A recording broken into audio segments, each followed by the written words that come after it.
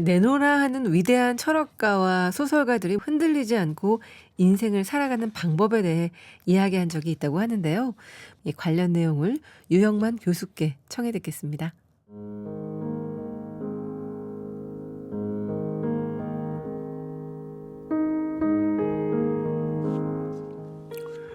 어느 날 철학자와 소설가들이 불안과 절망의 철학자 키르케고르의 부름을 받고 한자리에 모였다. 이들이 모인 까닭은 일생이론을 구축하여 세상의 유혹에 흔들리지 않고 자기 방식으로 살아가는 사람들에게 조언하고자 합니다.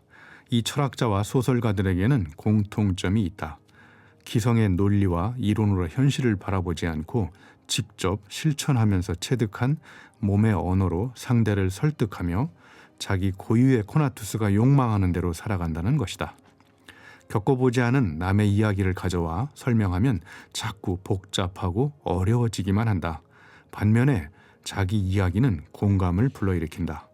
살갗을 파고드는 이야기, 폐부를 찌르는 메시지, 전두엽을 뒤흔드는 의미는 몸이라는 신체성이 삶의 구체성을 만났을 때 가능하다.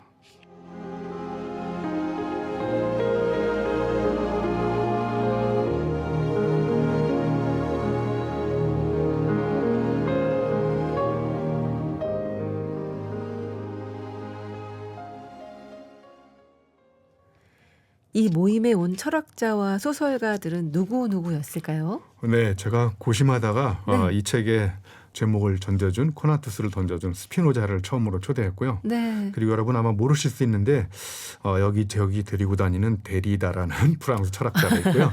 네. 그다음에 또 아마 들어보신 분들 계시겠지만 이제 메를로 뽕띠라는 사람, 지각의 현상학이라는 책을 쓴 사람이죠. 그리고 아마 일반인들한테는 거의 알려지지 않은 칠레 인지생물학자 마투라나를 또 초대했고요.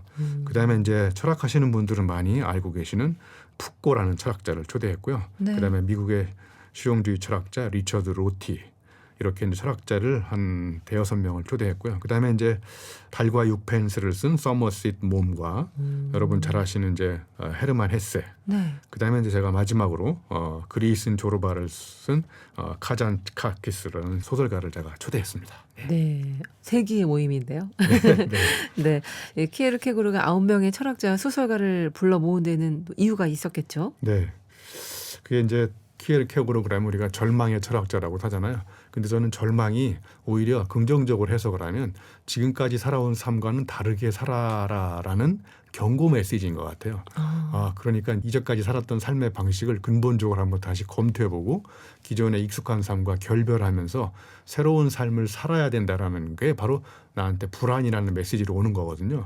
그러니까 키에르케고르가 이제 그런 거를 혼자 극복하기 위해서 여러 가지 노력을 하다가 이제 다양한 철학자들의 이야기를 들어보면서 이제 제가 이 책에서 주장하는 원본대로 살아가려면 어떻게 해야 될까를 저마다의 철학자들, 저마다의 소설가들이 갖고 있는 평상시의 생각과 깨달은 메시지를 서로 공유하면서 우리들한테 정말 이제 의미 있는 이야기를 던져주기 위해서 우울한 날, 불안감이 가중되는 어느 날 정말 소중한 철학자와 소설가들의 재미있는 만남이 있었던 것 같습니다. 네. 이 9명의 철학자와 소설가들 중에 가장 공감 가는 이야기를 한 사람은 누구였을까요? 미국의 철학자 리처드 로티라는 사람이 만든 단어 중에 네. 아이러니스트라는 단어를 만들었거든요. 아이러니스트. 아이러니라는 말 아시잖아요. 네. 아이러니스트는 뭐냐면 어제와 다르게 살기 위해서 익숙했던 언어 사용 방식을 폐기 처분하고 새로운 언어로 자기를 끊임없이 자아를 재창조하는 사람들을 아이러니스트라고 합니다. 그러니까 어떻게 보면 제가 이 책 코나투스를 통해 가지고 복사본대로 살지 말고 이제까지 한 번도 되어본 적이 없는 너만의 고유한 삶을 살아라는 메시지와 아마 일맥상통하는 것 같아서 제가 리처드 로티라는 아이러니스트를 초대했습니다. 네. 이 과학의학의 발달로 세상살이는 좀 더 편리해졌는데요. 오히려 불안과 긴장 지수는 높아진 것 같습니다. 경쟁은 치열해졌고 살기가 팍팍해져서 그런 것 같은데 교수님께서는 절망과 유혹의 시대일수록 키에르케고르의 말에 귀 기울일 필요가 있다고 하셨어요. 네, 우리가 절망을 부정적으로 해석하면 한없이 절망이지만 우리가 예를 들면 걸림돌에 넘어졌는데 돌이켜보면 걸림돌이 디딤돌이 될 수도 있거든요.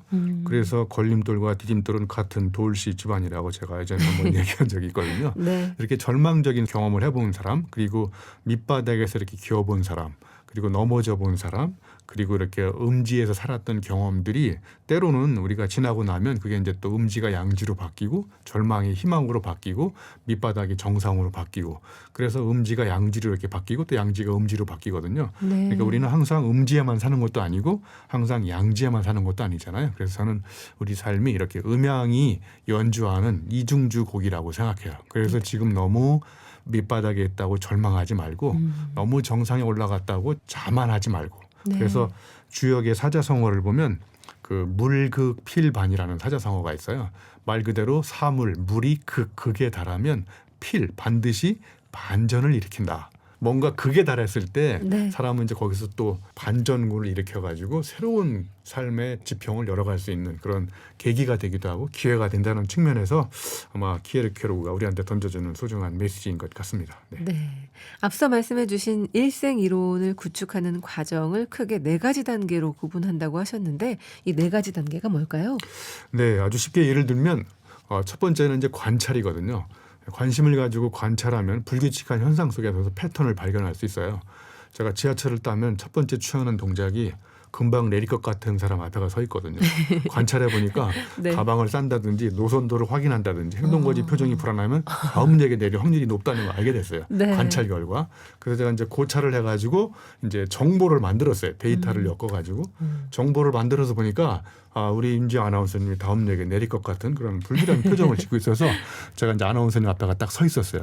그랬더니 이분이 내렸어요. 네. 제가 앉으려고 하는 찰나에 제가 자리 잡기에 실패했어요. 저보다 더 빠른 속도로 우리 윤지 아나운서님의 빈자리를 차지한 사람이 나타났어요.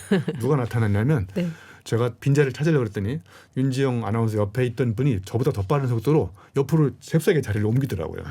그래서 제가 자리 잡기에 실패했거든요. 이게 이제 관찰한 다음에 데이터를 엮어가지고 정보로 만드는 게 고찰. 그다음에 정보를 제가 문제 사용에 적용해서 해보니까 이번에 자리 잡기에 실패했잖아요. 네. 여기서 나오는 게 이제 통찰. 그러면 이제 지식이 탄생합니다. 자, 그럼 한 번 더 나가면 이제 제가 자리 잡기에 실패했기 때문에 두 번 다시 자리 잡기에 실패를 안 하려면 이전과 똑같은 행동을 취하면 또 실패하거든요. 네. 그럼 자리 잡기에 실패를 안 하려면 어떻게 되느냐면 이제 가운데서 양다리 걸치고 서 있는 거죠, 이렇게. 아니면 서서 약 15도 각도로 몸을 비틀어가지고 이게 0.1초 네. 싸움이니까. 견제할 수 있도록. 네. 그러니까 이런 깨달음이 온 거는 제가 책상에서 공부해서 알게 된 게 아니라 나가서 직접 행동해 보니까 안 돼. 그러면 여기서 이제 엄청난 또 인사이트가 떠오르는 거죠. 네. 그럼 이게 지혜로 발전합니다.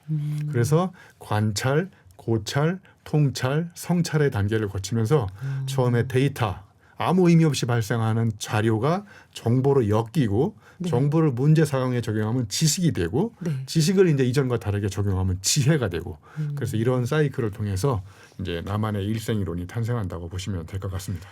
이렇게 일생 이론을 구축하면 삶에 변화가 생길 수밖에 없겠네요. 예, 맞습니다. 우리가 일상을 이렇게 관심을 가지고 관찰하면 이렇게 놀라운 현상을 목격할 수 있잖아요.